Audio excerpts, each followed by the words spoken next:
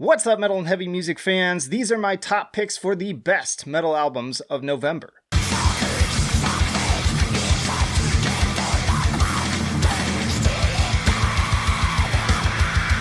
Alright, first up we have one that I was very excited for, Mol with Diorama via Nuclear Blast Records. Forget Numenorian and Deaf Heaven, this is the post-black and black gaze that you need. I 100% mean it when I say that if I could only recommend one band in this genre, this would be the one, seamlessly fusing highly emotive atmosphere with catchy riffs to utter perfection.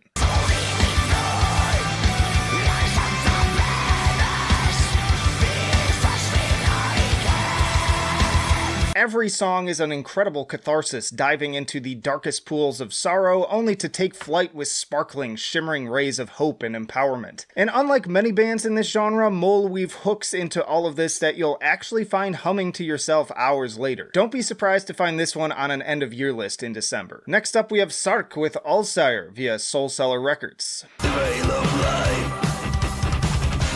hides the darkest secrets, a mental door. This band may be fronted by Darkthrone's Nocturnal Culto, but it sounds more like something Ihsahn would put out on a solo effort these days, infusing a similar sense of psychedelia into black metal and making for a wonderfully twisted journey of elements both old and new. One with rumbling, doomy bass lines and proggy synths, bouncy Bjork percussion sections, and rocking Motorhead guitars.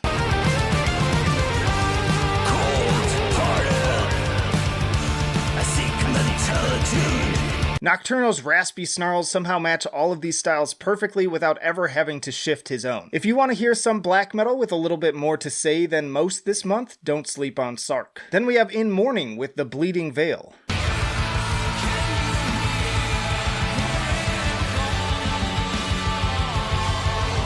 Time for the return of one of my other favorite bands to recommend to fans of Opeth. In Mourning perfectly fused these classic Ackerfeld riffs with elements of melodic death metal and doom, and often to different overall effect from album to album. But tracks like Thornwalker take me right back to days as a teen sitting on my bed and listening to Blackwater Park while reading the liner notes.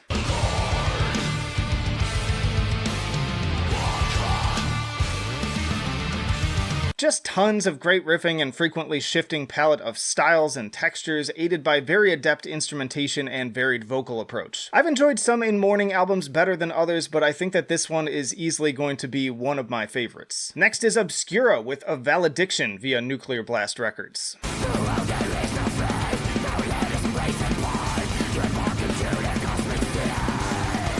Obscura are known for their technical and progressive death metal prowess, but a Valediction finds them combining that with a big helping of classic Gothenburg energy in the riffs. When Stars Collide sounds like something off of In Flames' Horacle, and even has some guest vocals from Soilwork's Bjorn Speed Strid.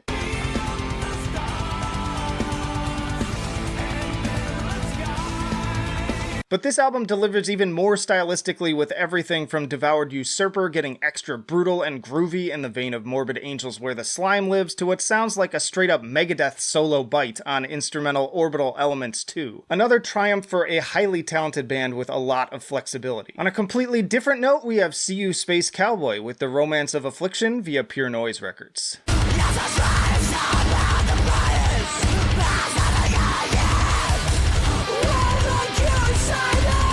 This album is the perfect time capsule of everything I was listening to back in high school. SeeYouSpaceCowboy truly excel at fusing together all the best elements of early 2000s metalcore, mathcore, screamo, and post-hardcore, from the likes of Norma Jean, Hopesfall, Glassjaw, Zayo, The Bled, Haste the Day, and especially Under Oath in the clean sections, even going so far as to enlist Aaron Gillespie for a guest spot.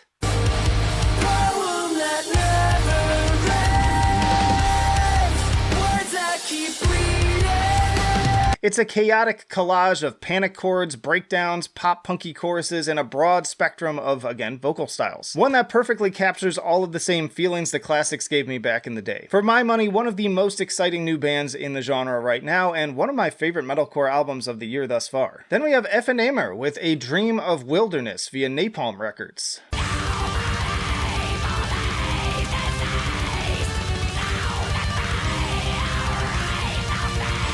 This is a French symphonic death metal band with a folky energy that reminds me very much of early Verum, with more than a little Vin Deer in their DNA as well. Incredibly catchy guitar hooks joined with staccato snarls and an impressive backdrop of layered strings that makes for the best kind of energy.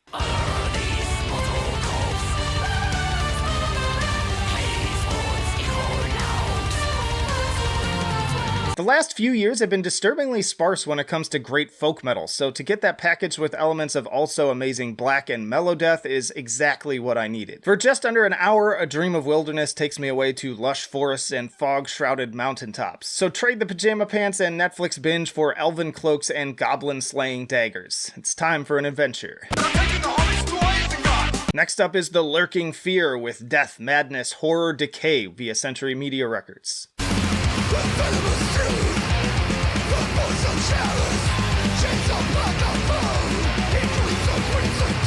So in my opinion, not every album with Thomas Lindberg fronting panned out, but 2 out of 3 ain't bad in a single year. And if you missed the scorching aggression of albums like Slaughter of the Soul on the latest At the Gates album, personally I enjoyed The New Direction, but you're gonna love this.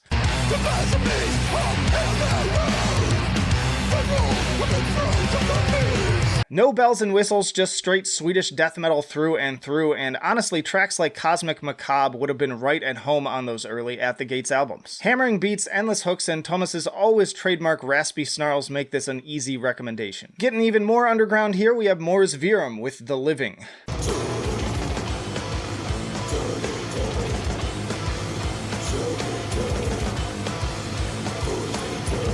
This little death metal release may be a mere 5 tracks and 23 minutes long, but damn, does it pack a punch with reference points to the likes of Ulcerate, Portal, Alterage, and Artificial Brain. It's another dissonant slice of blackened madness loaded with churning guitars like rusty machinery struggling to turn over, and a seemingly endless supply of billowing blasts and double bass.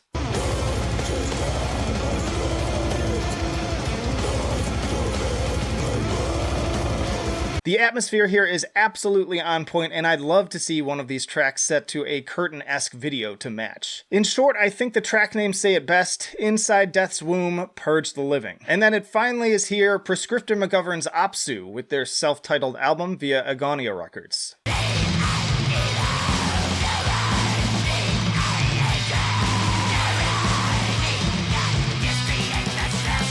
If you're unfamiliar with Apsu, they were a Texas-born black metal band that got their start in the early 90s with emphasis on the highly technical drumming and signature vocal style of Prescriptor McGovern. This new material has been nearly 10 years in the making since 2011's fantastic Apsu and unfortunate breakup after that time, but it made it one of my most anticipated albums of 2021. And boy did they ever deliver with this one.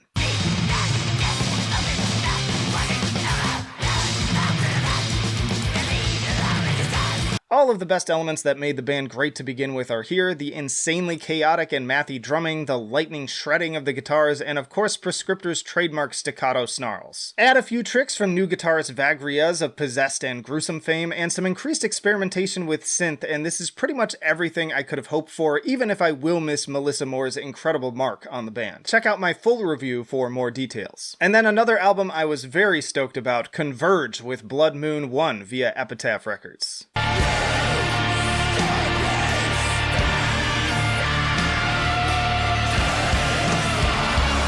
If you wanted a new Converge record, well, you're just gonna have to wait, because this is not that. Instead, this is a fully integrated collaboration with Chelsea Wolfe and Ben Kissholm and Stephen Brodsky of Cave-In and Mutoid Man. Make no mistake, this is the most unique and ambitious album of the band's career. It's just not gonna scratch the same itch as any of their previous material.